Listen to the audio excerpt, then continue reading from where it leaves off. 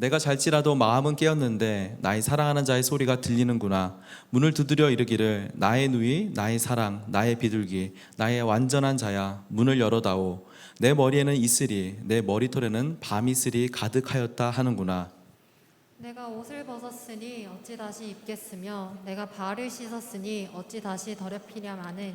내 사랑하는 자가 문틈으로 손을 들이밀매 내 마음이 움직여서 일어나 내 사랑하는 자를 위하여 문을 열 때 모략이 내 손에서 모략의 즙이 내 손가락에서 문빗장에 떨어지는구나.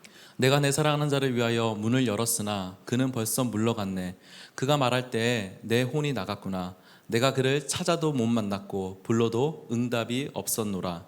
성안을 순찰하는 자들이 나를 만나매 나를 쳐서 상하게 하였고 성벽을 파수하는 자들이 나의 겉옷을 벗겨 가져갔도다. 함께 읽겠습니다. 예루살렘 예루살렘 딸들아 딸들아, 너희에게 내가 부탁한다. 너희가 내 사랑하는 자를 만나거든 내가 사랑함으로 병이 낫다고 하려무나. 아멘.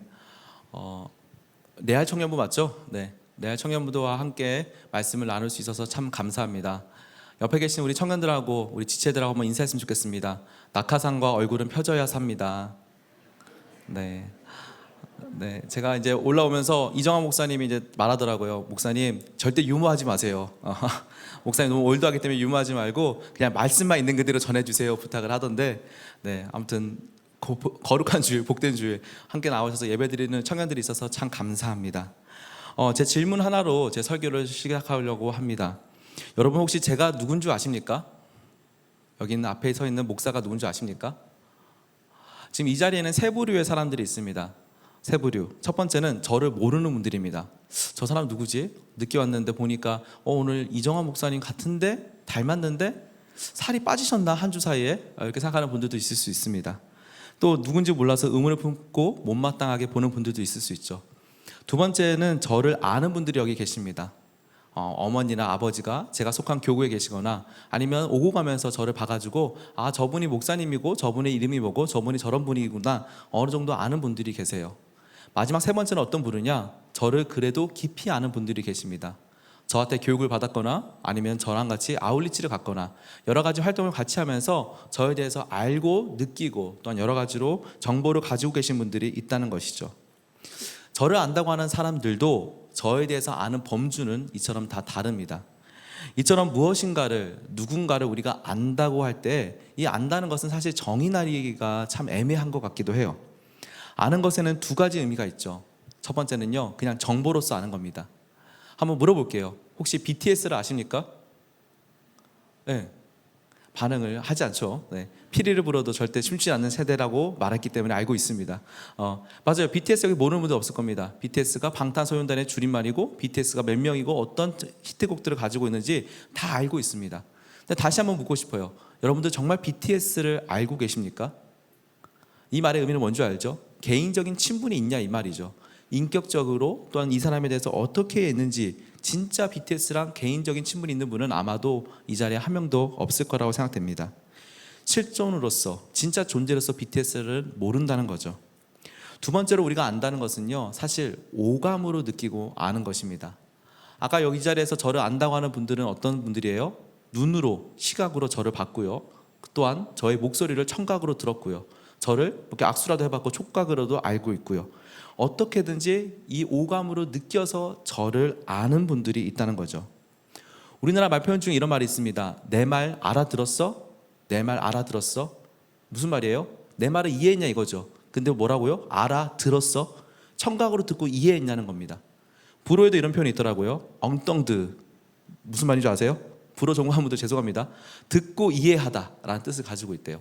들어서 이해했냐라는 걸 물어보고 있죠. 영어에서도 알겠어요를 뭐라고 합니까? 네, 다 저보다 영어 잘하시니까 I C라고 하잖아요. I C. 뭐예요? 나는 보다가 아니라 이게 뭔 말입니까? 알겠어, 이해했어 이런 말을 가지고 뜻을 가지고 있습니다. I C라고 적고 왜 그렇게 말합니까? 내가 시각으로 보고 인지하고 인식했고 내가 알았다는 것을 말해주는 표현인 거죠. 이처럼 우리가 안다라고 하는 개념은요, 우리의 시각이나 청각 아니면 후각 아니면 촉각 아니면 미각으로 경험하고 느끼고 아는 것, 이것을 우리가 안다라고 일반적으로 표현합니다.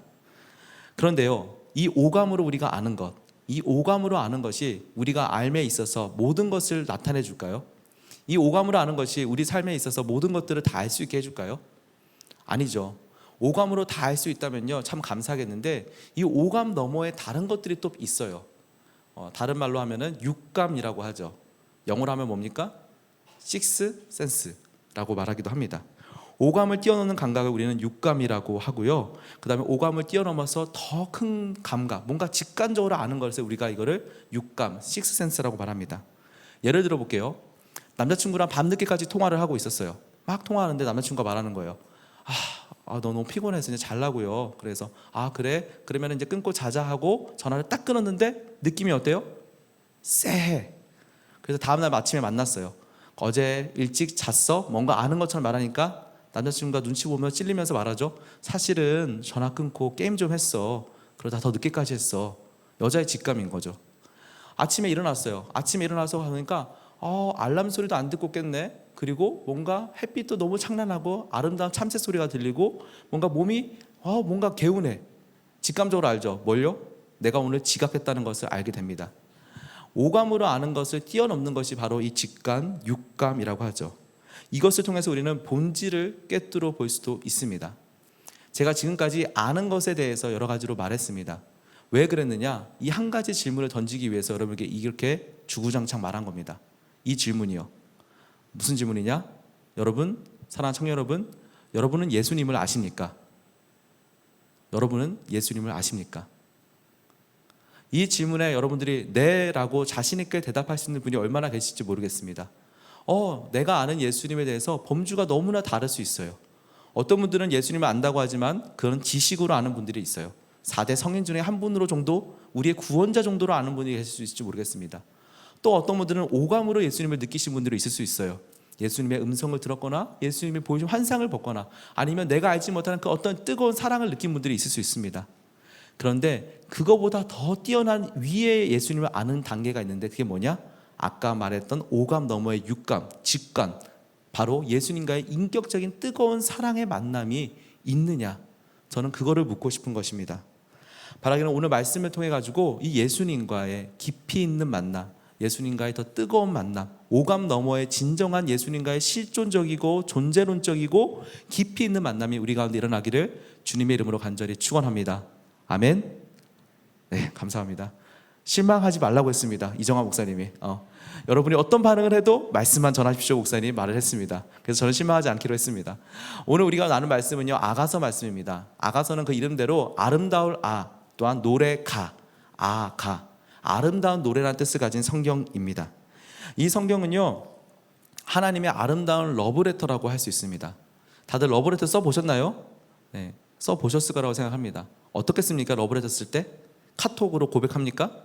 띵동 하고 고백하지 않죠? 러브레터를 써서 고백을 하거나 자신의 사랑을 표현하죠. 대충 써서 워드로 칩니까? 아니죠. 손글씨로 가장 예쁜 편지지를 골라서 내가 가장 아끼는 펜으로 내가 아는 모든 아름다운 미사어구와 좋은 말들을 다 써서 편지를 써 내려가는 게 바로 러브레터입니다. 마찬가지로 오늘 이 성경 역시도, 이 아가서 역시도 하나님께서 우리를 향한 아름다운 사랑에 대해서 편지로 써주고 있습니다. 근데 단순히 어떤 편지가 아니라, 어떤 그런 편지가 아니라 연인과의 아름다운 뜨거운 사랑으로서 표현해주고 있는 것이 바로 아가서입니다. 그래서 이 히브리 성경에서는 이 아가서를 뭐라고 부르느냐? Song of Song, 노래 중에 노래라고 부르고 있습니다. 오늘 우리가 읽은 아가서 5장은요, 특별히 신랑이 신부를 만나러 가는 장면을 보여주고 있어요. 근데 이 신랑이 신부를 만나러 가는 장면을, 오늘 본문을 잘 이해하려면은 유대인들의 그 결혼 문화에 대해서, 결혼 방법에 대해서 우리가 먼저 좀 이해해야 할 필요가 있습니다. 우리나라도 결혼할 때 함 들어가고 함 나가고 여러 가지 예단 예물하고 복잡하잖아요. 유대인들도 우리나라보다 더 복잡한 절차를 가지고 있습니다. 어떤 예비 신랑이 있고 예비 신부가 있어서 서로 마음이 통해 가지고 결혼하기로 마음을 먹었어요. 그러면 그때부터 결혼 준비가 들어가는데 제일 먼저 하는 게 뭐냐? 바로 예비 신랑이 예비 신부의 집으로 찾아가는 겁니다.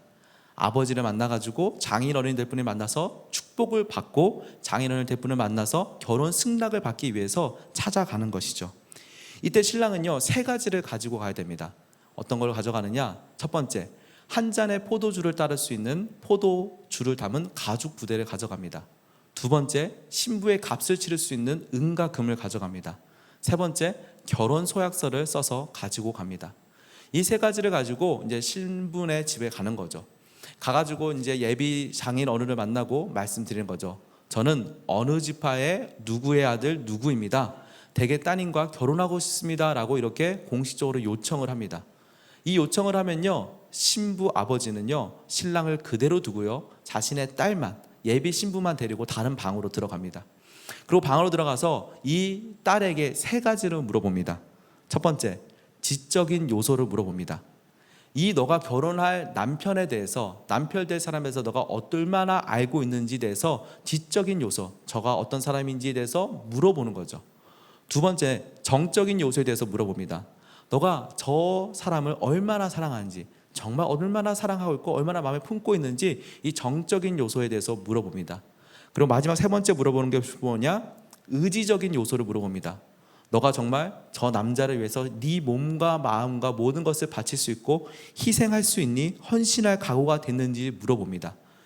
이 세 가지 질문이 다 마치고 나서 마지막으로 이제 아빠가 딸에게 물어보는 거죠. 내가 내게 이 결혼을 허락해 주기를 원하니? 라고 질문을 합니다. 이때 신부는요, 딸은요 대답을 하지 않습니다.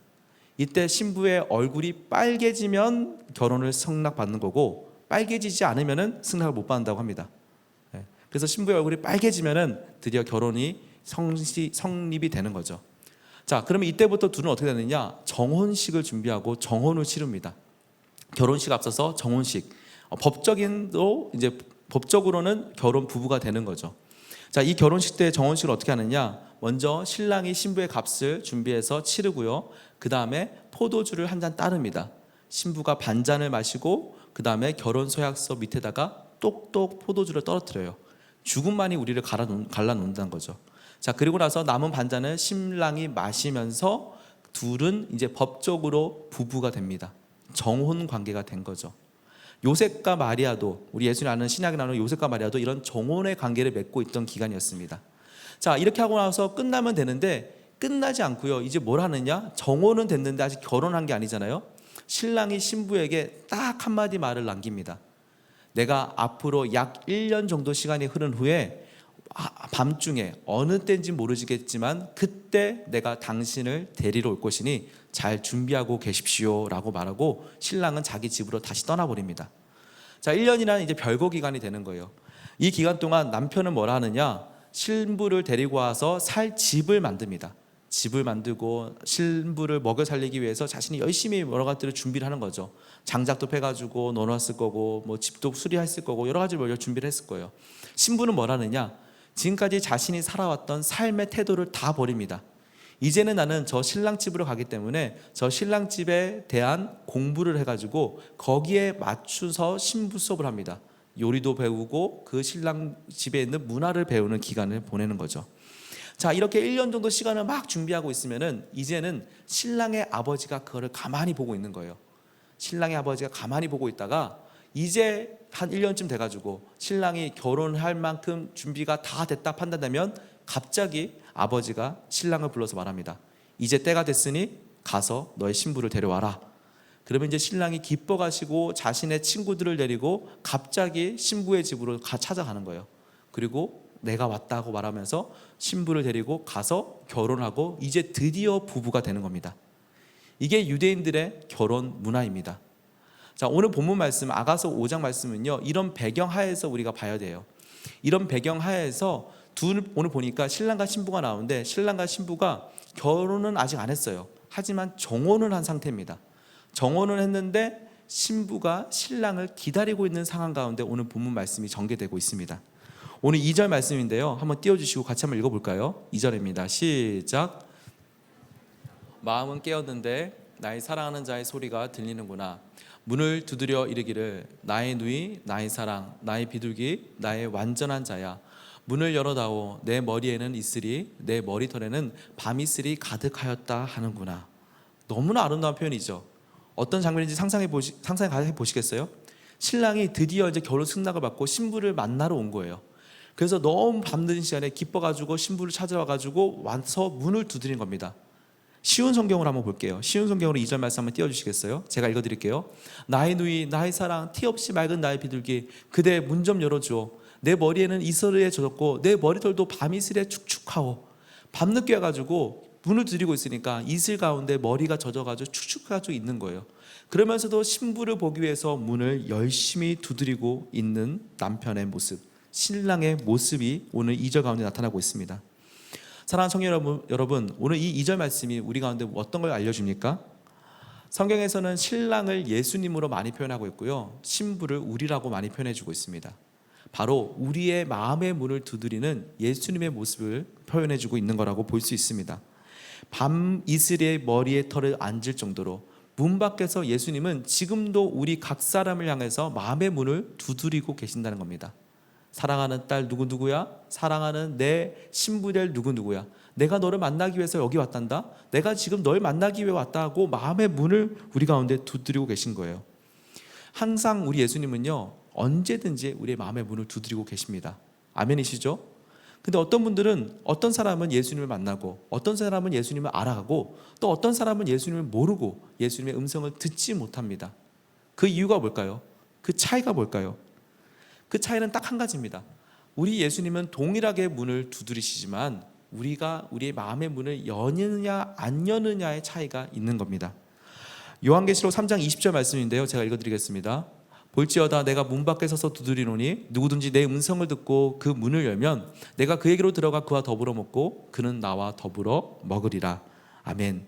이 말씀을 표현한 그림이 하나 있습니다. 그림 좀 띄워주시겠어요? 너무나 많은 유명한 그 성화죠. 성화인데 예수님께서 문을 두드리고 계신 거예요.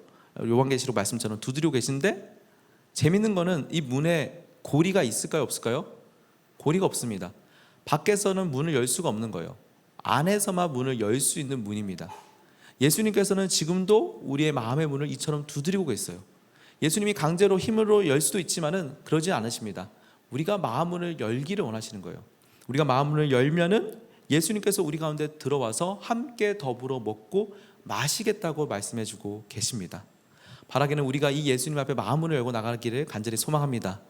근데 이 말씀은요, 어디다 처음에 주신 말씀이냐? 예수님께서 요한계시록에 보면은 7교회 중, 소아시아 7교회 중 하나인 라오디게아 교회에 준 말씀이에요. 이 라오디게아 교회는 어떤 교회였느냐? 라오디게아 지역이 돈이 많은 지역이었어요. 아마 목동 같았는지 모르겠습니다. 돈도 많고 잘 사는 동네였어요. 근데 딱 한 가지 부족한 게 있는데 그게 뭐냐? 바로 물이었습니다.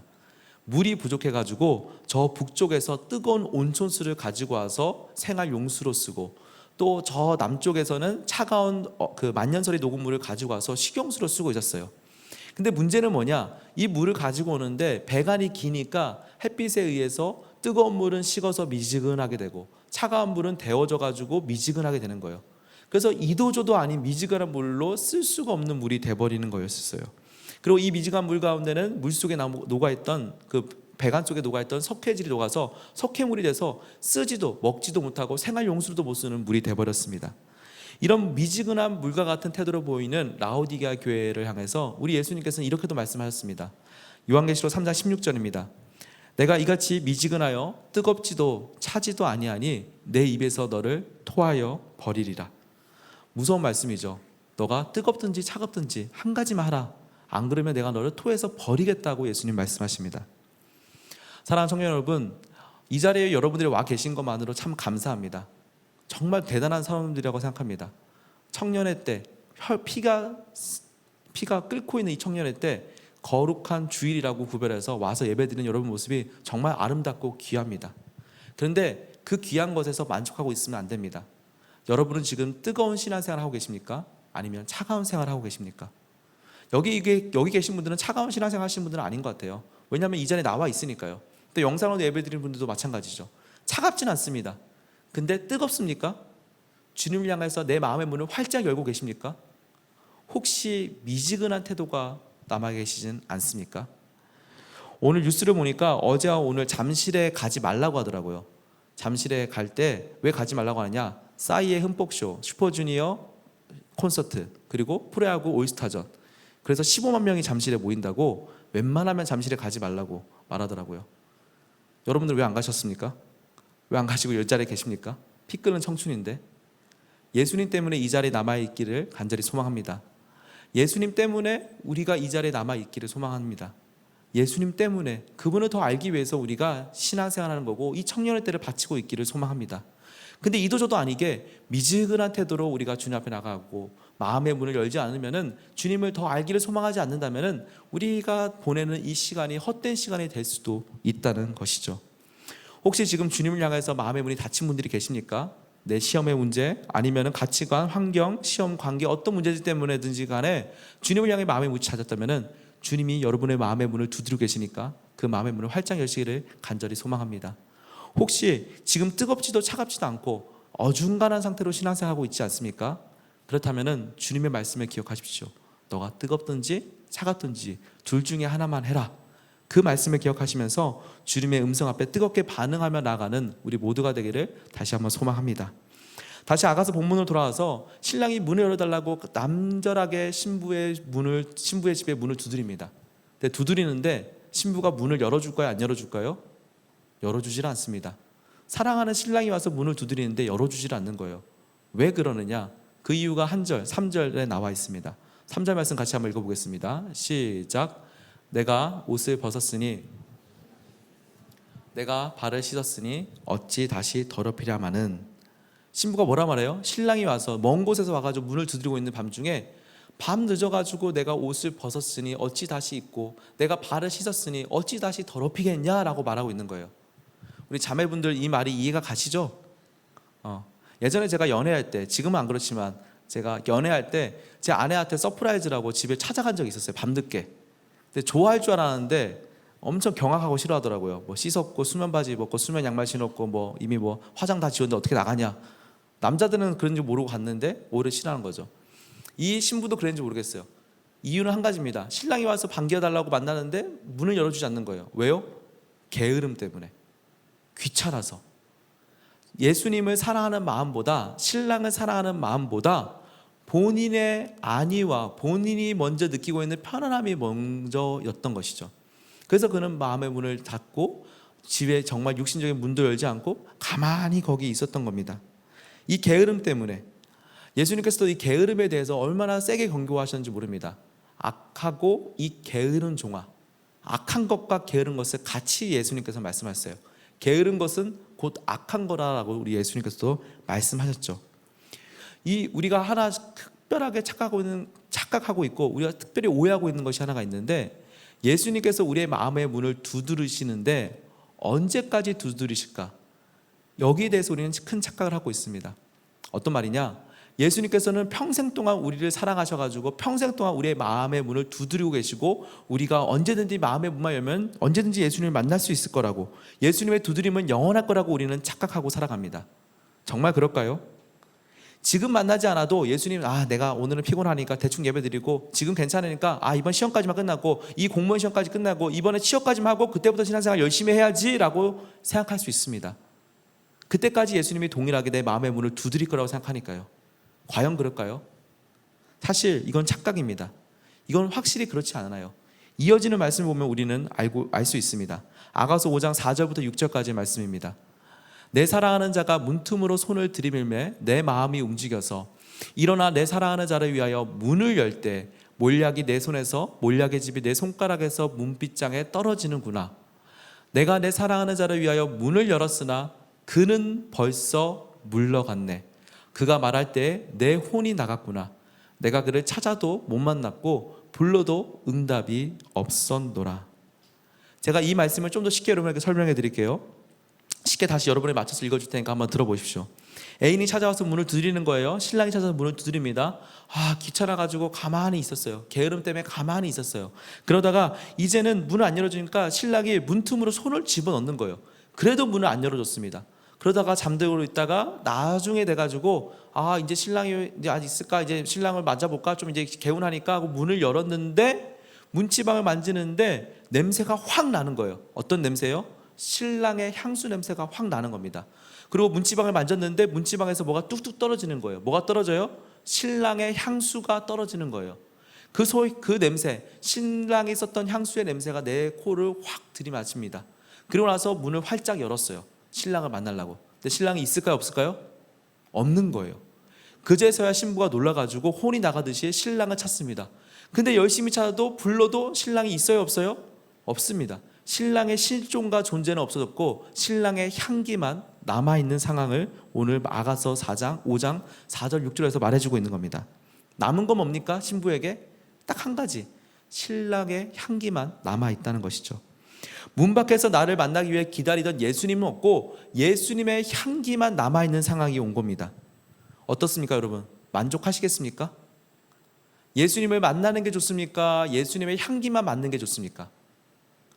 예수님을 진짜 만나는 게 좋아요? 그분의 냄새만 맡고 그분이 주신 아름다운 것들만 누리는 게 좋습니까? 비교할 수가 없는 겁니다. 때문에 우리는 신랑이 부를 때 예수님께서 우리의 마음의 문을 두드릴 때 반응해야 됩니다. 이 두드림이 언제 끝날지 모르기 때문에 우리는 그분의 말씀 앞에, 그분의 부르심 앞에 순종해야 된다는 것이죠. 사랑하는 청년 여러분, 오늘 우리가 이 시간 한 가지만 좀 깊이 있게 생각해 봤으면 좋겠습니다. 혹시 여러분들, 이 자리에 계신 여러분들 너무나 귀하죠. 주일날 청년회 때 예배 자리에 나왔습니다. 한데 혹시 내가 미지근한 태도를 가지고 있지 않습니까? 적당히 신앙생활 해가지고 부모님 때문에 나오거나 아니면 뭐 교우 관계 때문에 친구들 때문에 이 자리에 나온 거나 아니면 할 거 없어서 이 자리에 나오셨습니까? 혹시 예수님의 향기만으로, 그분의 향기만으로 만족하면서 이 자리에 나와 있지는 않습니까? 향기만으로 배가 부릅니까? 부르지 않아요. 향기만 맡아서는 그 사람을 제대로 알 수 없습니다. 인격적인 만남, 오감을 뛰어넘어서 진정한 만남이, 인격적인 만남이 이루어져야지 알 수 있다는 거죠. 예수님과의 만남도 마찬가지입니다. 적당히 신앙생활하고 적당히 있으면서 그분과의 만남을 우리가 이 정도면 괜찮다, 이 정도면 잘하고 있다, 만족하고 자족하잖아요. 그러면은 그분의 향기만 맡고 끝날 수도 있다는 것입니다. 오늘 예배 후에 특별하게 가수를 모셨습니다. BTS가 올 거예요. BTS가 올 건데 그분들이 여러분들에서 노래를 한번 불러줄 겁니다. 네, 거짓말입니다. 거짓말이죠. 근데 BTS 왔어. 그럼 BTS 왔으니까 난 BTS 안 보고 BTS 냄새만 맡아도 좋아. 이런 사람 있겠습니까? 블랙핑크가 왔어요. 블랙핑크가 왔어요. 블랙핑크가 노래 부르는 거 보지 않고 블랙핑크 나 냄새 맡으면 좋아. 변태죠. 이상한 거죠. 제가 오늘 끝나고 오늘 제가 설교를 했으니까 여러분 모든 청년들에게 치킨을 사겠습니다. 치킨을 사는데 다신 드시지 못합니다. 냄새만 맡으십시오. 네. 뭐 말인지 방구인지 막 하고 있죠 그냥. 무슨 말이에요? 만족이 됩니까 여러분? 안 되는 거예요. 예수님을 만나는 것도 마찬가지입니다. 그분의 향기만 맡아가지고는 우리가 만족할 수 없다는 거예요. 누가 예수님의 향기만 듣고 만족합니까? 서점에 가보십시오. 예수님 만난 사람들에 대한 이야기가 부지기수입니다. 부지기수. 신앙서들이 얼마나 많은지 몰라요. 이 사람은 이런 예수님 만났대, 이 사람은 이런 하나님을 경험했대, 이 사람은 이런 기적을 체험했다. 그런 신앙서들이 얼마나 많은지 몰라요. 주위에도 보세요. 나는 이런 하나님을 경험했어, 나는 이런 예수님을 경험했어 말하는 간증한 사람들이 얼마나 많은지 모릅니다. 근데 여러분 그 얘기만 듣고 만족하시겠습니까? 그 얘기만 듣고 그렇구나, 예수님 좋은 분이구나, 그런 분이구나, 하나님 이런 분이구나, 만족하시겠어요? 아닙니다. 나 스스로가 그분을 경험해야 됩니다. 나 스스로가 그분의 실존을 만나야 되고 존재를 경험해야 되고 그분과의 영원한 아름다운 러브스토리가 나와 하나님 사이에, 나와 예수님 사이에 있어야 된다는 거예요. 그래야지가 우리가 이 험한 세상에서 승리하는 삶을 살아갈 수 있다는 것입니다. 혹시 여러분 가운데 지금 이 가운데서 이 정도 신앙생활에서 만족하고 있다면 오늘 강력하게 도전합니다. 여기서 만족하는 것이 아니라, 예수님의 향기에서 만족하는 것이 아니라 예수님의 실존을 만나는 그 귀한 은혜가 오늘 이 시간, 아니 여러분의 청년의 때 있기를 주님의 이름으로 간절히 축원합니다. 오늘 아가서의 신부는 늦게나마 신랑을 찾아갑니다. 이어지는 7절 8절 마지막 말씀입니다. 읽어보겠습니다. 시작.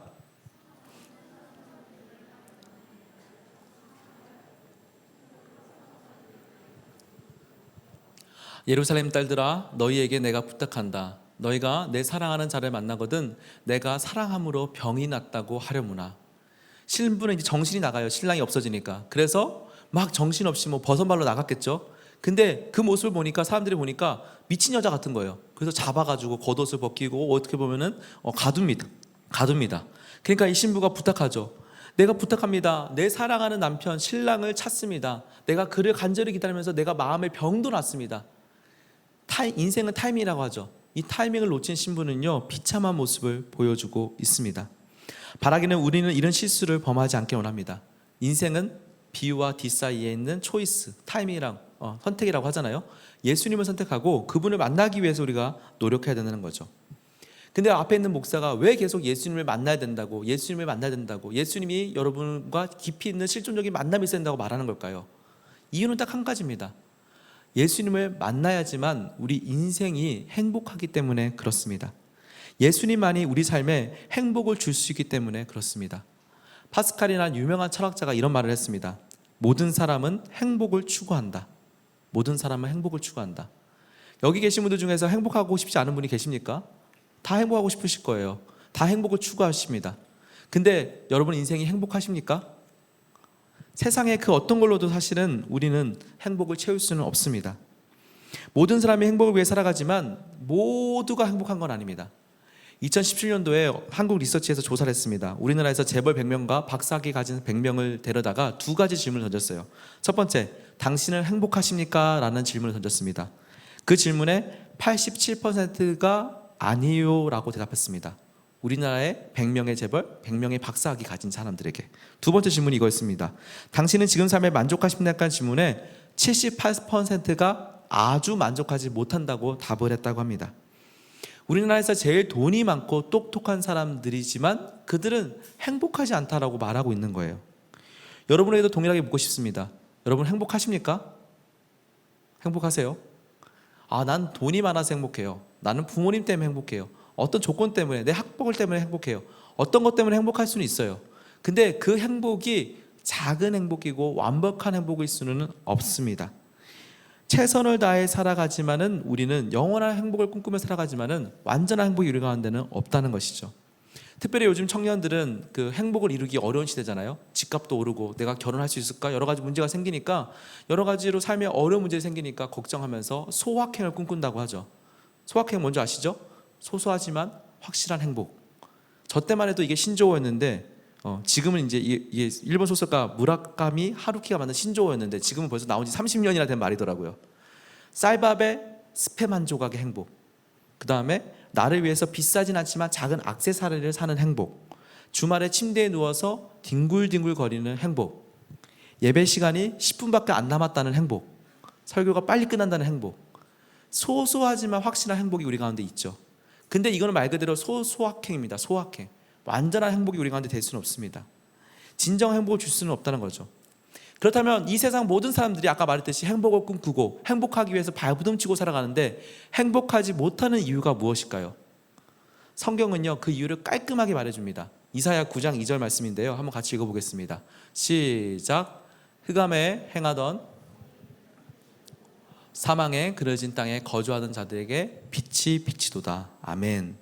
우리가 행복한 이유를 뭐라고 하느냐? 계속 띄워주세요. 우리는 흑암에 행하는 백성이고 우리는 사망에 그려진 땅에 거주하는 사람이기 때문이란 거예요. 성경은 인간이 어떤 상태인지에 대해서 이렇게 분명히 말해줍니다. 첫 번째 뭐예요? 흑암에 행하던 백성. 영어로 보면 좀 더 확실합니다. The people who walk in darkness. 어둠을 속에서 걷고 있는 사람이 우리라는 거예요. 두 번째 뭐예요? 우리는 사망의 그늘의 땅에 거주하던 자. Those who live in dark land. 어떤 말이에요? 눈을 갖고 어두운 데를 걷고 있는 게 우리의 인생이라고 말해주고 있어요. 어두운 데만 눈 뜨고 걸어도 어두운데 그게 아니라 눈도 감고 어두운 데를 걷고 있는 게 우리의 인생이다. 오늘 뉴스 한번 보세요. 정말 이 성경 말씀이 맞는 게 우리가 어떻게 할 수 있습니까? 뉴스에서 좋은 소식이 많습니까? 나쁜 소식이 많습니까? 얼마 전에는 일가족이 자살을 했어요. 어제 뉴스에 보니까 어때요? 어떤 대학교에서 성폭행을 하고 죽였대요. 이런 뉴스가 세계에서 얼마나 부지기수로 일어나는지 우리는 너무나 많이 듣고 있습니다. 뉴스 보면은 1번 뉴스가 오늘은 행복한 뉴스가 나오는 경우가 있습니까? 짜투리 뉴스로 가끔이야 하나 나올까 말까 하는 세상을 우리가 살아가고 있습니다. 우리는 흑암에 살아가고 온 백성이고 사망에 그려진 땅에 거주하는 자들이기 때문에 그렇습니다. 그러나 우리는 또한 하나 또 잘못된 착각을 하나 가지고 살아가는데 어떤 착각이냐? 이 어두운 땅에서 눈을 감고 살아가지만 내가 열심히 하면, 내가 열심히 노력하면은 행복할 거라는 생각을 가지고 살아갑니다. 내가 학점을 좀 잘 따면은, 내가 취직을 하면은, 내가 결혼을 잘하면 행복할 거다라고 생각을 합니다. 착각이죠. 아무리 해봤자 어두운 땅이고 우리는 두 눈을 감은 존재예요. 이런 잘못된 믿음에 우리는 더욱더 어둠 속으로 들어가게 되죠. 그렇다면 이 땅에서 진정한 행복은 불가능할까요? 이 땅에서 진정한 행복은 불가능할까요? 성경은요, 우리 기독교는요, 이 어두운 세상에 대해서 낙관하지도 비관하지도 않습니다. 이 세상이 잘 될 거야라고 낙관하지도 않고 이 세상은 망했어라고 비관하지도 않습니다. 이 어두운 세상에서 우리에게 전혀 다른 눈과 시각을 우리에게 제시해 주는 게 바로 기독교입니다. 이사야 9장 2절 다시 한번 읽어보겠습니다. 다시 읽어봅니다. 시작. 흑암에 행하던 백성이 큰 빛을 보고 사망의 그늘진 땅에 거주하는 자에게 빛이 비치도다. 아멘. 똑같은 말씀인데 강조점이 다르죠. 우리는 흑암에 있고 사망의 그늘진 땅에 있지만 이제는 뭐예요? 근데 우리는 큰 빛을 받습니다. 그리고 이 그늘진 땅이지만 이곳에 뭐가 비쳤어요? 빛이 비쳤다고 동일하게 말해주고 있습니다. 세상은 여전히 어둡고요, 우리가 사랑하는 땅은 절망과 정말로 고통 속에 있는 땅입니다. 하지만 그럼에도 불구하고 우리에게는 희망이 있습니다. 왜냐하면 큰 빛이 우리에게 비추었기 때문에. 이걸 원어로 보면요, 큰 빛이 우리 앞에서 번쩍거렸다는 거예요. 번쩍. 바다 같은 데 나가면 아무것도 안 보이잖아요. 하지만 딱 하나 비치는 게 뭡니까? 등대입니다. 등대가 빛을 보고 우리가 글로 가는 것처럼 우리 가운데 큰 빛이 번쩍이고 있다. 그 빛이 무엇입니까? 바로 우리 하나님인 줄 믿습니다. 빛 대신 하나님을 보았고, 그리고 그 빛 대신 하나님을 따라가는 자들이 바로 우리 그리스도인이란 거죠. 어거스틴이라는 유명한 신학자는 이렇게 말했습니다. 하나님 안에서 행복을 얻기 전까지 우리 마음에 행복은 없습니다. 돈이 많다고, 건강하다고, 잘생겼다고, 예쁘다고, 아니면 학벌이 좋다고, 아니면 좋은 데 취업했다고, 좋은 결혼했다고 행복하지 않습니다. 행복할 수는 있지만 그건 작은 행복이에요. 진정한 행복은요, 하나님 안에 있다는 거죠. 사랑하는 청년 여러분 행복하십니까? 행복하시면 감사한 거예요. 근데 여러분이 정말로 행복의 근원이 어디 있는지를 한번 살펴봐야 됩니다. 누구를 통해 행복을 느끼고 무엇 때문에 즐거워하고 행복하고 있습니까? 부모님 때문에요. 친구 때문에요. 내 가진 잘난 것 때문에요. 좋아요. 하지만 그 모든 것들조차도 사실은 하나님으로부터 왔다는 것을 우리는 반드시 기억해야 됩니다. 하나님을 통하지 않고서는 진정한 행복이 불가능하다는 것이죠. 근데 커다란 문제가 하나 있죠. 뭐냐? 이 하나님, 행복의 근원 되신 하나님과 우리는 함께 있을 수 없다는 겁니다. 왜냐하면 하나님은 거룩한 분이거든요. 하나님은 빛이신 분이거든요. 우리가 살고 있는 어둠의 땅, 우리가 살고 있는 어둠의 땅에 우리 하나님께서는 오실 수가 없어요. 때문에 하나님과 우리는 멀어져 있을 수밖에 없는 존재입니다. 우리가 하나님께 갈 수가 없었어요. 자, 그렇다면 이 문제를 해결할 수 있는 방법이 뭘까요? 딱 한 가지입니다. 하나님께서 우리를 위해 오시는 방법밖에 없습니다. 우리가 하나님 앞에 갈 수 없다면 하나님께서 우리 가운데 오시는 방법밖에 없다는 거죠. 그게 뭡니까? 예수님께서 이 땅 가운데 오신 것이죠. 크리스토퍼 놀먼 감독 아시죠? 그 만든 영화 중에 유명한 영화가 있는데 바로 덩케르크라는 영화가 있습니다. 보셨나요? 아마 많은 청년분들이 봤을 거라 생각합니다. 이 영화는 1920년 2차 세계대전 당시에 연합군이 이 덩케르크라는 해변에 다 갇혀 있었어요. 무려 40만 명이나. 40만 명이라는 이 많은 연합군이 갇혀 있는데 독일군을 앞에서 구출해내려고 했는데 구출할 수가 없는 거예요. 왜요? 함선이 한계가 있는 거예요. 데리고 올라고 하니까 계속 전투기에서 막 공격하고 뭐 어떤 문제 생기니까 이 고립돼서 도저히 탈출할 수 없었습니다. 당시 영국 총리였던 이 처칠이 이 덩크레트에 있는 40만 명을 구출하기 위한 계획을 세우는데 그 계획에 대한 영화가 그 실화를 바탕으로 이루어진 게 이 덩크레트라는 영화입니다. 도저히 군선만으로 이 40만 명을 구출할 수 없는 환경 가운데 답을 못 찾고 있었는데 갑자기 놀라운 기적 같은 일이 생깁니다. 바로 860척이나 되는 민간 서민박들이 도와주기로 한 거예요. 40만 명을 구하기 위해서 자신의 백성들, 자신의 동료들을 구하기 위해서 군 선박 플러스 860척이나 민간 배들, 그냥 뭐 통통이 배들, 그냥 모든 배들이 가가지고 40만 명을 구출하는 작전을 한 겁니다. 너무나 많은 배가 가니까 어떻게 할 수가 없는 거죠. 그래서 40만 명 중에 무려 33만이 무사히 귀환했습니다. 전쟁 역사상 이전에도 없었고 앞으로도 없을 놀라운 구출 작전이라고 말해주고 있습니다. 이 작전을 통해서 이 돌아온 한 명의 군인이 이렇게 말했습니다. 우리는 집에 갈 수 없었다. 그런데 집이 우리에게 왔다. 덩케르트 해안에 갇혀서 내가 돌아갈 수 없는데, 고향으로 돌아갈 수 없는데, 그러니까 뭐예요? 내가 가지 못하니까 집이 우리 가운데 왔다는 거예요. 사랑하는 성도 여러분, 사랑하는 청년 여러분, 마찬가지입니다. 우리가 하나님 앞에 갈 수 없으니까 하나님께서 우리 가운데 친히 오신 거예요.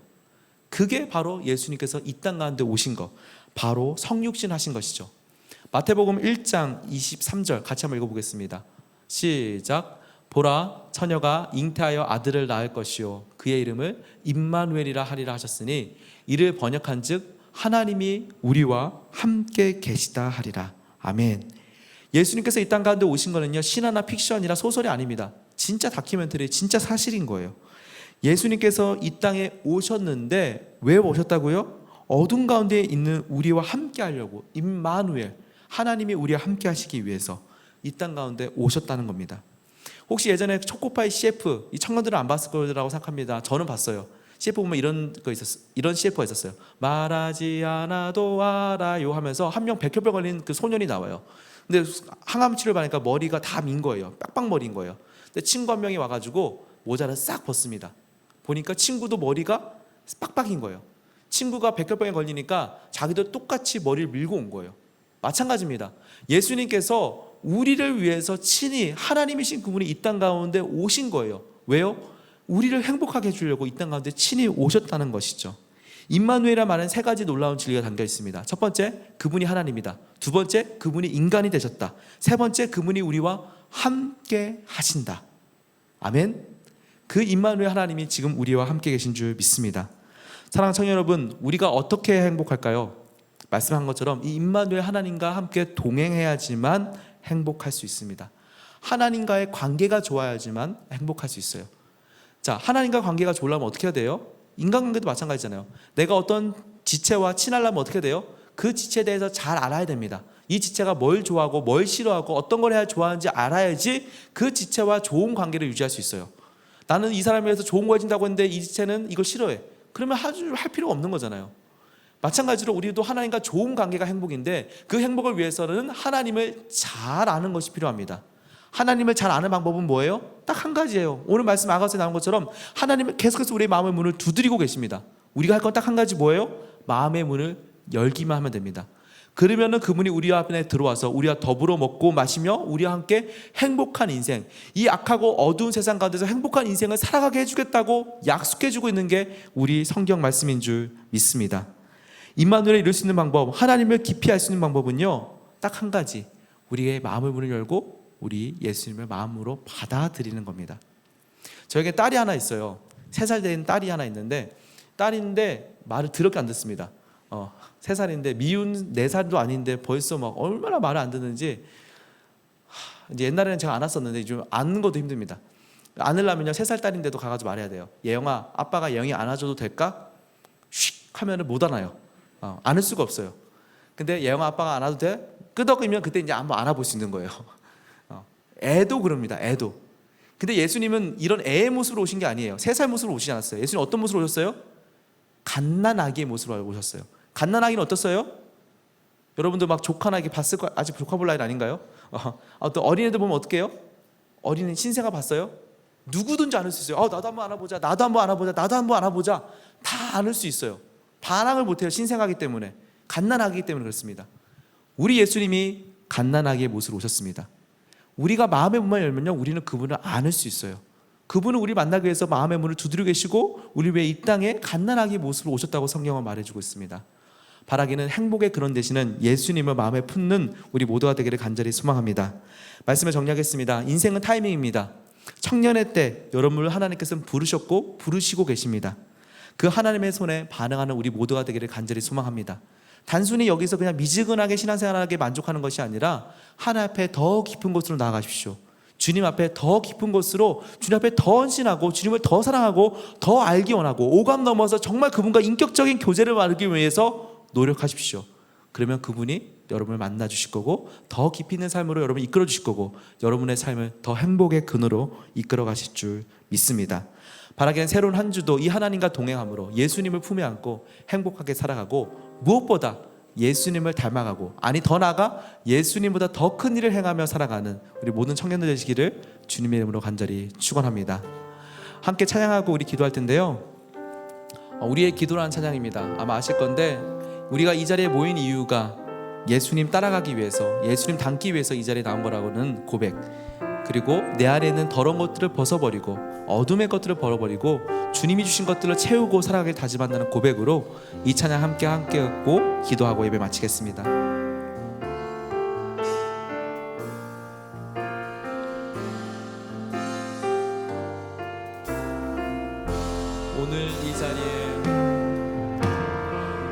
오늘 이 자리에 모인 우리 어린 양 예수 따라가는 우리 되게 하소서.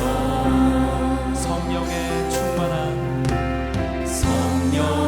충만한 임재 안에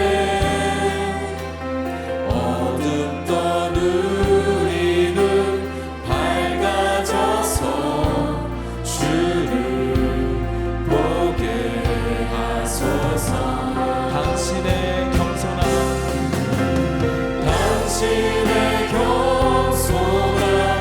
당신의 거룩한 당신의 정직한 우리에게 보이사 내 안에 교만한 내 안에 천박한 내 안에 거짓된 모두 벗어버리고 어린 양 예수 따라가는 우리 되게 하소서. 우리 전심으로 다시 한 번 더 찬양합니다. 오직 이 자리에 모인 우리 어린 양 예수 따라가는 우리 되게 하소서. 성령의 충만한 임재 안에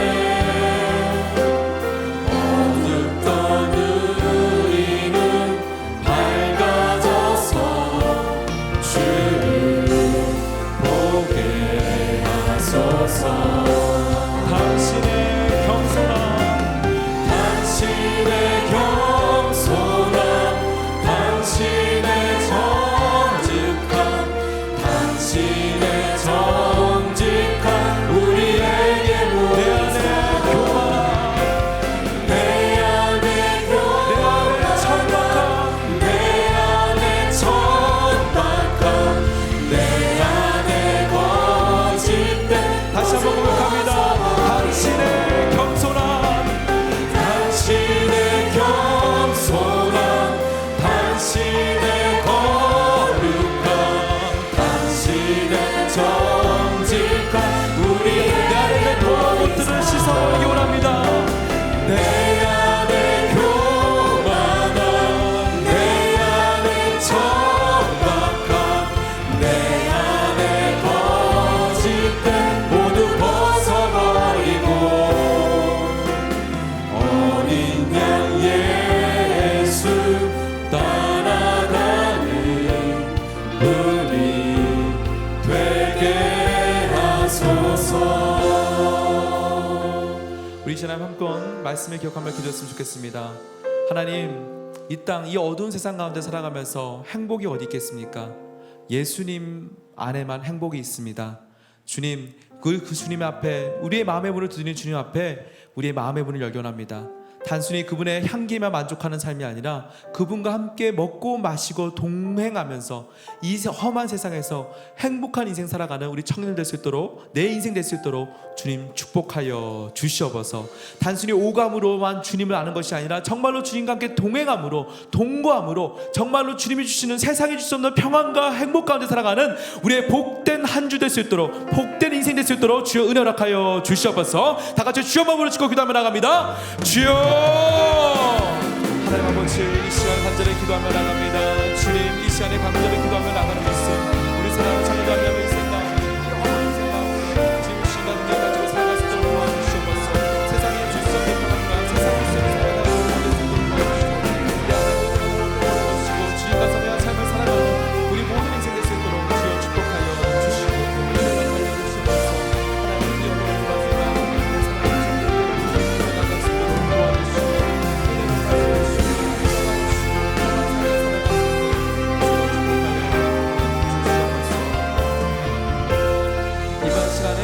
함께 중보했으면 좋겠습니다. 오늘 이제 내일 고대도로 떠나는 우리 지체들 있으면 자리에서 한번 일어서 주겠어요? 우리 고대도에 복음을 전파로 떠나는 아울렛이 떠나는 지체들 잠깐 자리에서 일어서 주시고요. 또한 더불어서 우리 청년부 담당하고 있는 이정환 목사님과 우리 차이나 전사님 위해서 함께 중보했으면 좋겠습니다.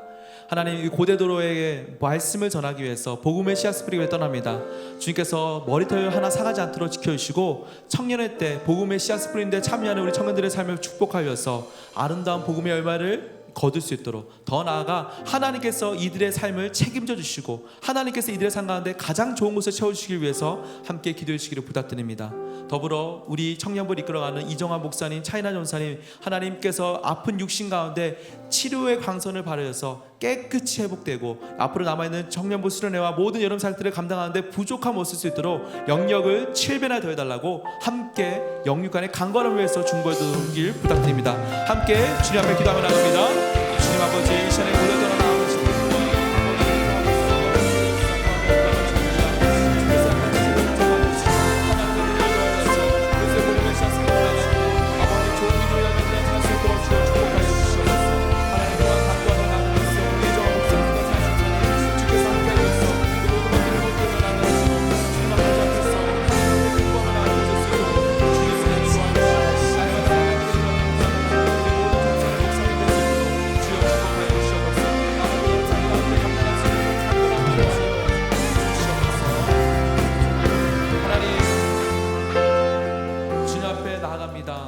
우리의 마음의 문을 열고 두들고 계시는 우리 주님 앞에 우리도 마음의 문을 열고 나아가오니 주님, 새로운 한 주간도 주님과 동행함으로써 승리하는 삶을 살아갈 수 있도록 주여 축복하여 주시옵소서. 저 예배당 문을 열고 나가서 세상 가운데 살아갈 우리 청년들의 삶 가운데 한 주간 동안에도 우리 주님께서 동행하여 주시고 생복자 되시는 예수님과 동행함으로써 승리하는 삶, 어두운 세상 가운데서 주님을 더 알아가고 어두운 세상 가운데서 주님을 전파하는 삶을 살아갈 수 있도록 축복하여 주시옵소서.